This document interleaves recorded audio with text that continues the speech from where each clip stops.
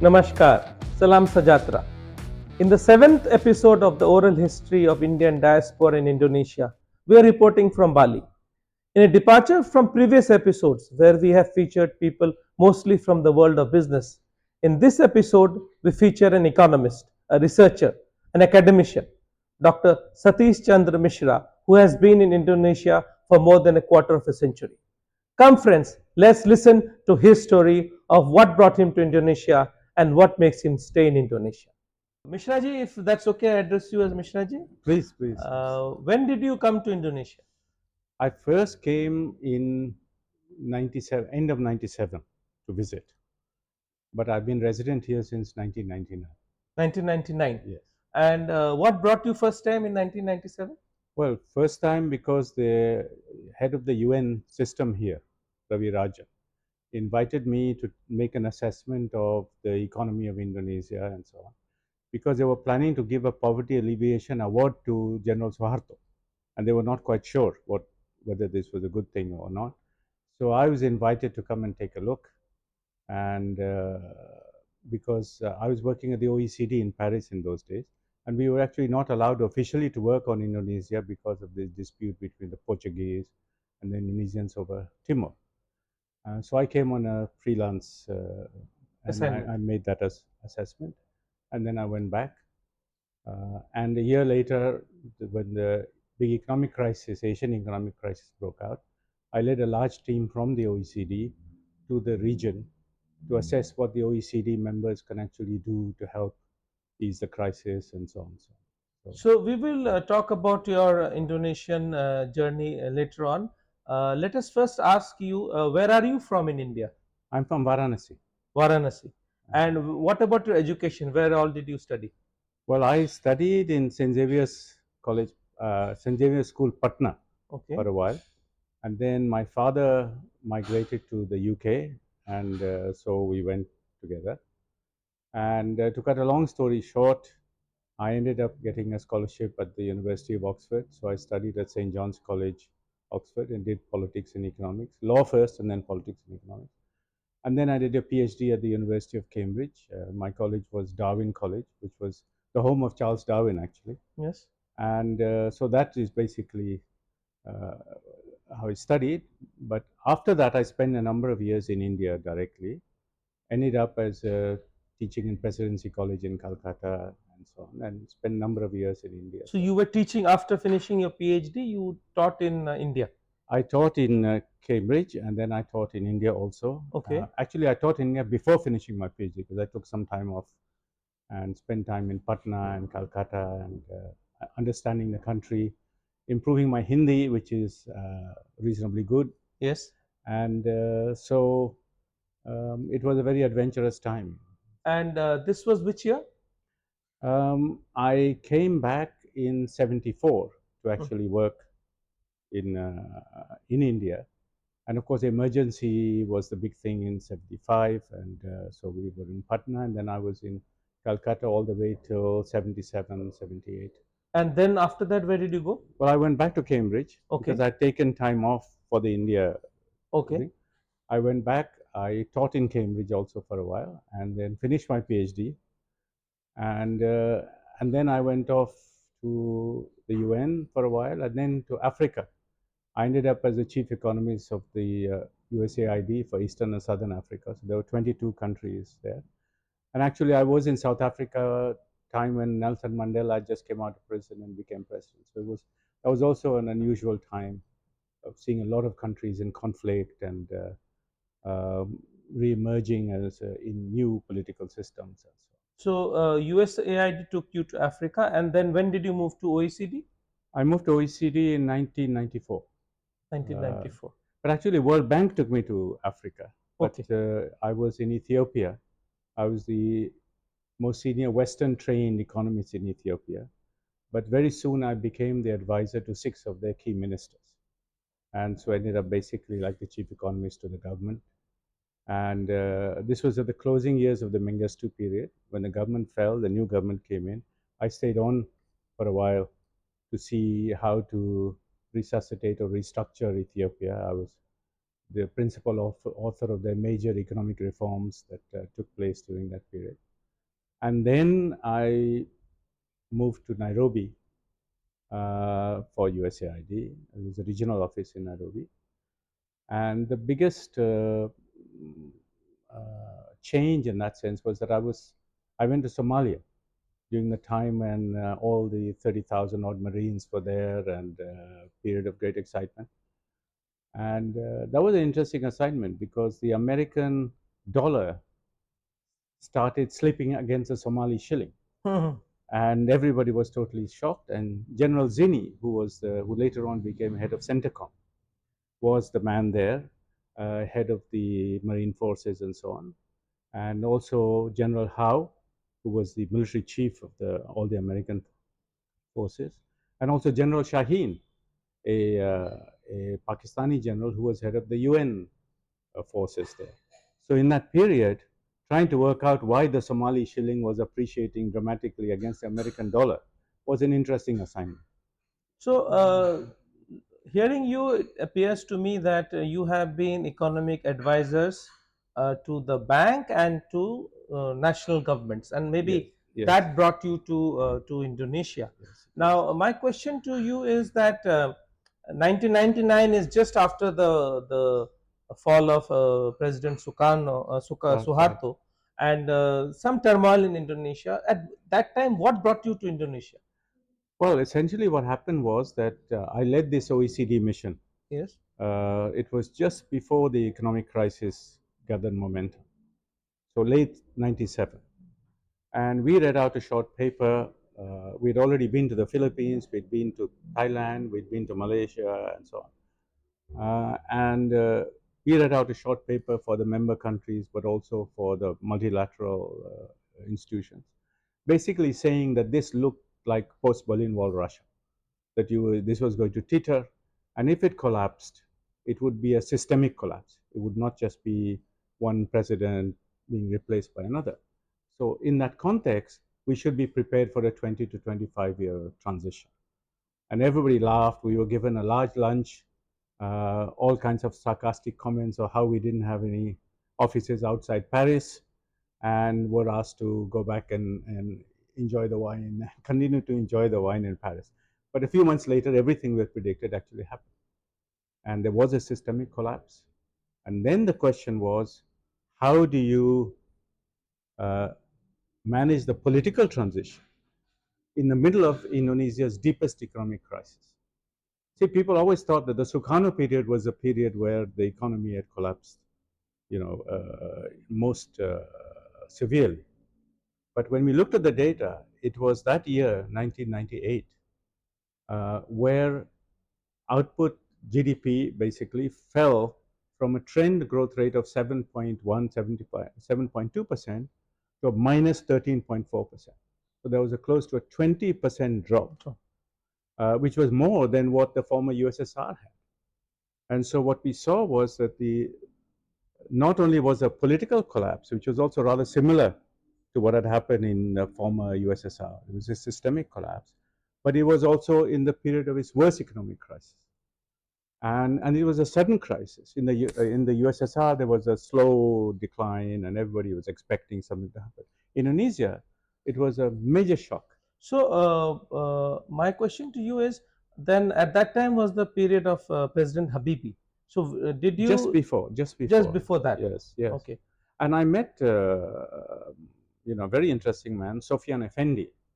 Sofian Effendi was running something called a Group of 70, which was really trying to think through what to do now that Habibi had just become president.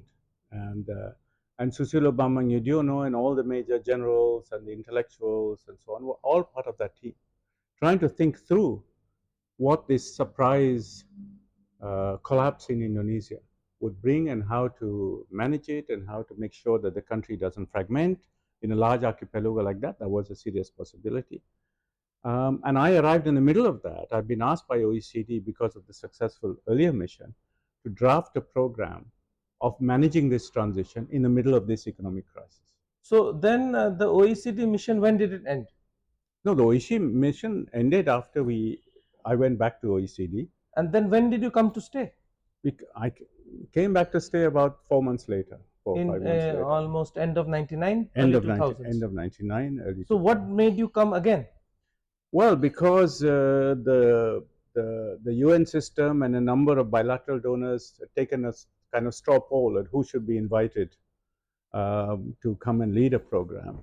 The Indonesians argued they did not want the Harvard group here because they felt that there was no transfer of skills and so on. These were isolated groups sitting inside Bapanas.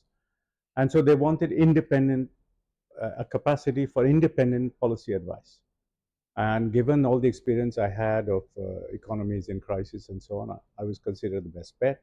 I resigned my job in OECD, took a 40% cut in salary, and arrived in Jalan Tamrin in So Jakarta. you were in the employment of the Indonesian government? Uh, it's a strange story. I was being paid out of a budget, which was multi-donor budget. Okay. But I was only reporting to the Indonesian government. That was the deal. That everybody who was working in my team, they had different funders and so on. The lines of reporting in my case was very clear, that I was only responsible to the Minister for Bapanas. Mm-hmm. And at that time, it was Pak Budiono, who Yes. later on became Vice President. And Yes. so it was a very strange, a project like this had never been So organized. basically In this. advising the government of Indonesia on how to restructure their economy No, after not the only restructure the economy and also uh, prioritize economic reform and how to sequence economic and political reform together. Because there are no textbooks on this subject. You know, Yes. we were in the OECD involved with Russia, Central and Eastern Europe, and so on. And it was clear that some of the mistakes we made there actually created the oligarchs and a lot of autocratic tendencies and so on. And such systemic collapses only happen once in a lifetime. You know, the Bolshevik Revolution, people didn't know, you know, whether there would be a sudden huge change. The fall of the Shah of Iran, nobody had really predicted. So this was one of those life, you know, changing kind of situations. And so you needed a team with a wide experience Until when did this assignment last? till 2006. Till 2006, you Yeah. were in an Yes. advisory role to Bapinas and to the government. After that, why didn't you return back to Paris or to UK? Why did Well, you stay on? I had the opportunity to do that. Mhm. What happened in the project that I was running were two things. One is that it grew from Bapanas to something like 7 or 8 different ministries, including the ministry, the coordinating ministry being run by Susilo Bambang Yudhoyono, but also Ministry of Industry, Agriculture, Social Affairs, and so on. Because we organized something called Jajaki, which means to explore in Indonesian, where we created a consortium of Indonesian institutions. And in this peak, there were 52 institutions who were part of Jajaki, which were the employers' associations, the unions, the think tanks, the universities, and so on. And they all jointly wrote 6 major white papers here, UK-style white papers, which were very action-oriented. And many of them then affected trade policy, agricultural policy, thinking about political reform. One of the biggest things was how to set up a policy, policy thinking or policy research capability in the president's office, because that wasn't the case before. So it was completely across the board, major reforms and what would be the priorities. And I think our biggest contribution, looking back, was the fact that we were asked to write Indonesia's first human development report. It was a special favor to the UN at that time. And suddenly we found a few months later that it won the Global Prize for Best Analysis. Stiglitz was the chairman of the judges. He just won the Nobel Prize, so it got a huge publicity. But then Sri Mulyani and others at that time came and said, yeah, but this is going to blow the budget. You know, we were arguing that there should be a basic needs kind of approach where there should be universal social insurance in health and education at least. And it was seen by the very, you know, diehard economic conservatives that this was too much of a luxury. So we wrote a second report called The Economic Arithmetic of Democracy, where we showed that if you agree to a budget deficit of 3%, which is what the EU, the Maastricht criteria and so on, using, then you could provide this kind of. And in times of political collapse, it was the entitlements of different groups, the horizontal inequality, if you like, which was the determining factor to keeping the country stable and together. And so on. And I remember speaking to Budiono and a range of other people, and to Susilo Gideon and others, arguing that if we didn't do that, the chances of a massive fragmentation, civil war, and so on, were quite high. And that was also the time when all this big discussion was taking place about Indonesia big bang decentralization. So there was so much fear that the country would actually break apart. So what would the glue that would hold this together? And I remember writing a paper at that time saying human development as social glue. And so there was a big debate going on, not publicly, but inside the policy making circle. And we also ran a policy group which was attended by literally everybody you could think of in the middle of Ramadan. So including Suharto, some of the people from Suharto days, Suharto's chief of staff, Mudiono was there for several sessions, and many, many other people. So, Mishra ji, what I would like to say is that you see, after the turmoil in 1998, Indonesia's democratization and economic growth has been quite a remarkable story. Yes. The curve has only gone up, and there has Yes. not been Yes. backsliding. And it's very interesting to know that as an Indian, that an Indian was at the helm of this discussion, and you led team of people, and you may have contributed in your way to this interesting transition that took place Yes. in Indonesia. And today Indonesia is considered by many to be a success story in democracy and also in economic upliftment. Now, cutting your story a bit, I would like to know that you said that you are on that assignment till 2006, and then you had an opportunity to go back, but clearly you did Yes. not go back. Yes. I didn't go What back. made you stay, and what did you do then? Well, that's a very, very interesting question, and it wasn't an easy decision, I can tell you. But I felt that as somebody who's been involved in public policy, um, you can you can't learn from the books. You can only learn so much from the books. And in 2006, some of the major steps had been taken. For example, there had been a constitutional amendment in Indonesia whereby the government has to spend 20% of its budget on education. Unthinkable before, right? So all these things had happened. So first of all, it was a case of seeing that we were only at the beginning of this journey, and there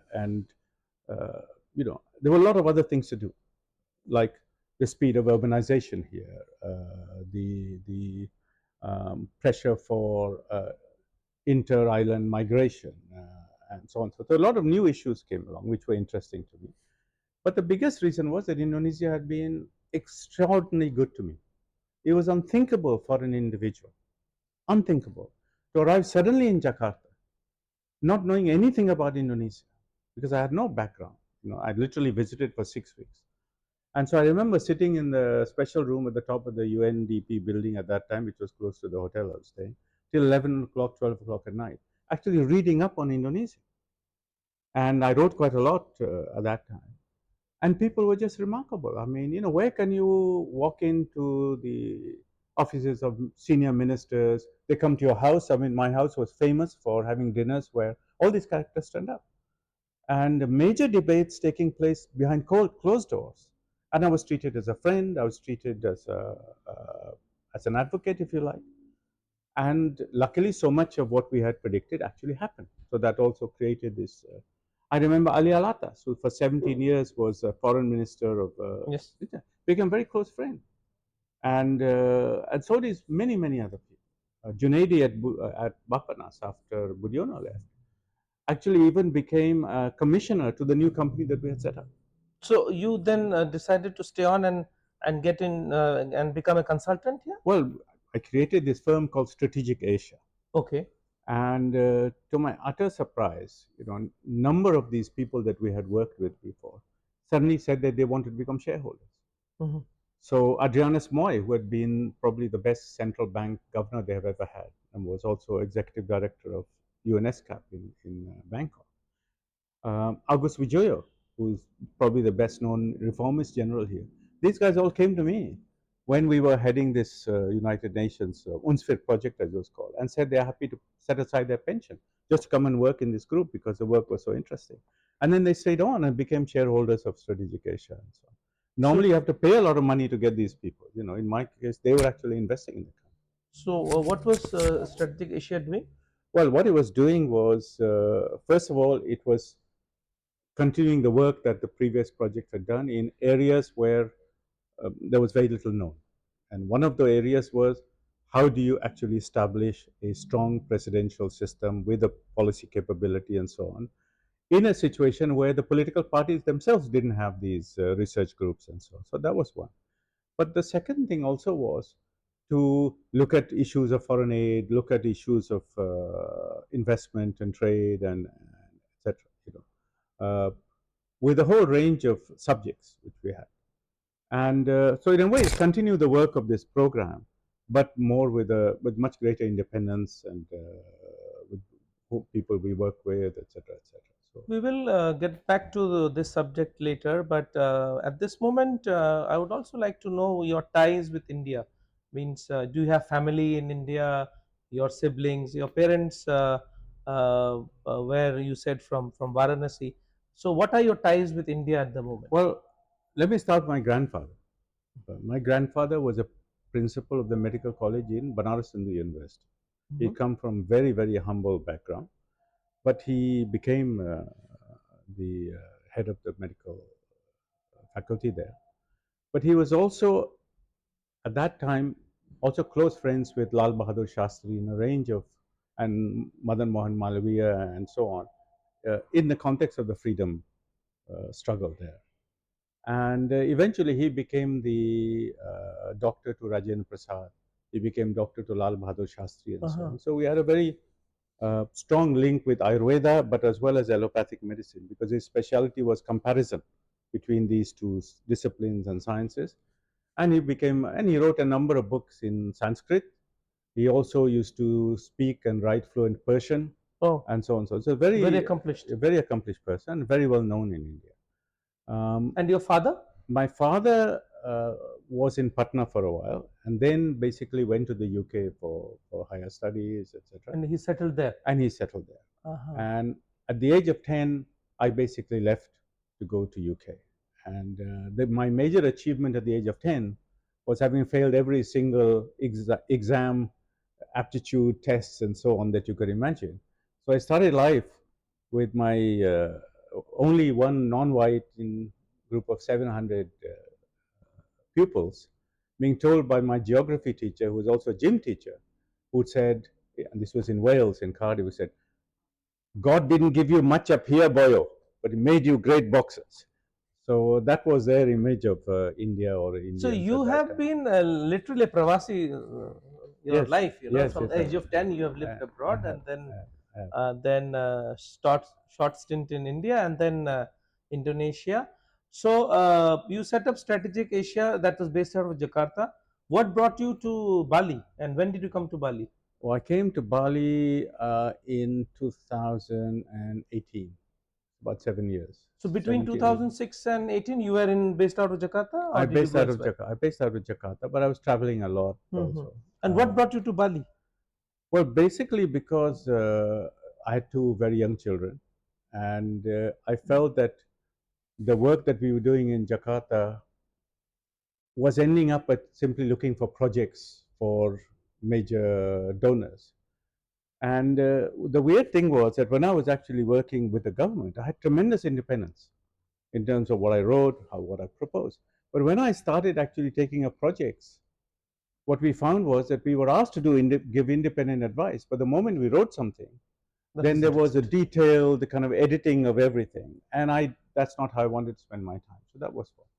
And the second was also a feeling that it was time that I should devote attention towards children, of course, but also in terms of career, to uh, improving or bringing India and Indonesia much closer together. That was part of the effort we were trying to do with Strategic Asia also. There, our general philosophy was that the Asian century was going to be written by the relation between India, China, and Indonesia. Indonesia, absolutely. And how they changed over time, and so the time was gone where we could just continuously be in conflict, and a lot of the conflict were actually promoted by many of the colonial powers in any case.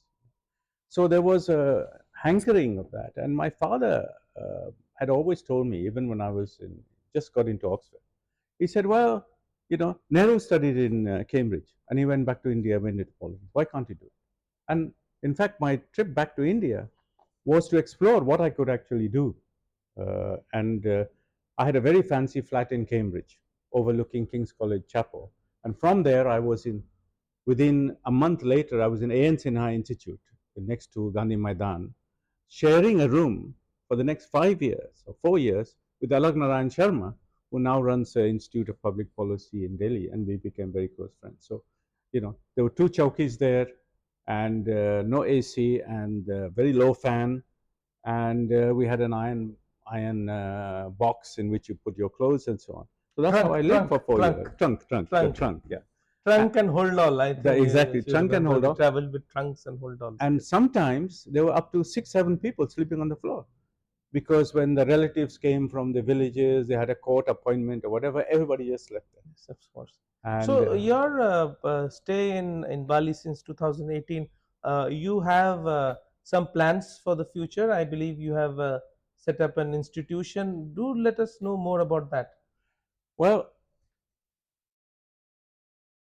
this was again one of those very life-changing decisions, which your friends and your colleagues, who think more of you than you're worth, push you to make these decisions. And one of the things that they said to me, I'd actually given up my UK passport and taken up Indonesian citizenship in 2017. Okay. So they said, you're a very unique Indian Indonesian. You speak perfect Hindi, but you also speak Bahasa Indonesia. You've had working experience here and there and so on. You still have a lot of life contact. So why don't you do something? And I wasn't sure what we could do until I started going to Delhi and meeting friends, and particularly at the Vivekananda Institute in Chanakyapuri, a range of others. They were saying, look, this is a country we should be much closer to than we are right Absolutely. now. But ever since Bandung, we want to be much closer. We want to, the obvious historical reasons for doing that. And now we even share a similar political system. So why can't we do that? And we keep visiting, nothing happens. And so I argue that is because there is no institution that can help you follow up on these visits and actually help you organize many of these visits and so on. And so that was well received. They said, why don't you do it then? And I visited India a few times, and with your help, I was able to give a lot of talks and lectures at different places. And what transpired was a clear recognition that India, we have virtually, very little institutional capacity in terms of country knowledge, in terms of people who speak the language, in terms of, current historical ties. And the same from here. And the more I went and talked about, and nobody knew anything about the Indonesian experience. And the Indonesians hardly ever talked about it themselves. So I became basically the voice, if you like, of explaining what had gone on in Indonesia for the last 25 years and how unique it actually was. That it seemed almost too good to be true. You had a stable democratic system, you had a high growth economy, and you had moderate Islam. And it had not become like the Arab states and so on. So it was a unique experience.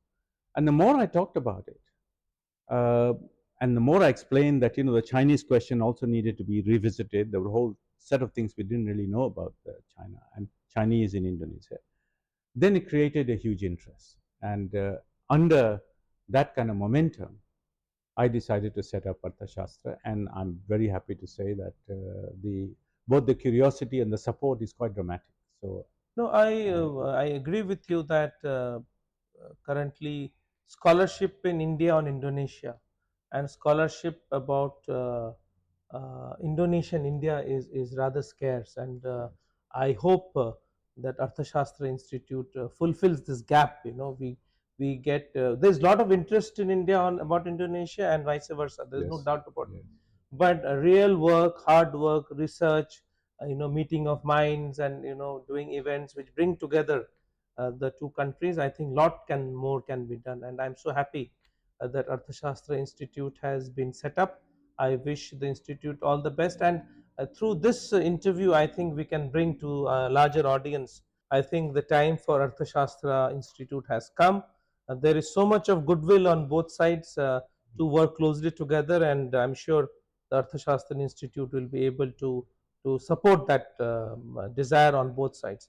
On that note, I end this episode of Oral History of Indian Diaspora in Indonesia.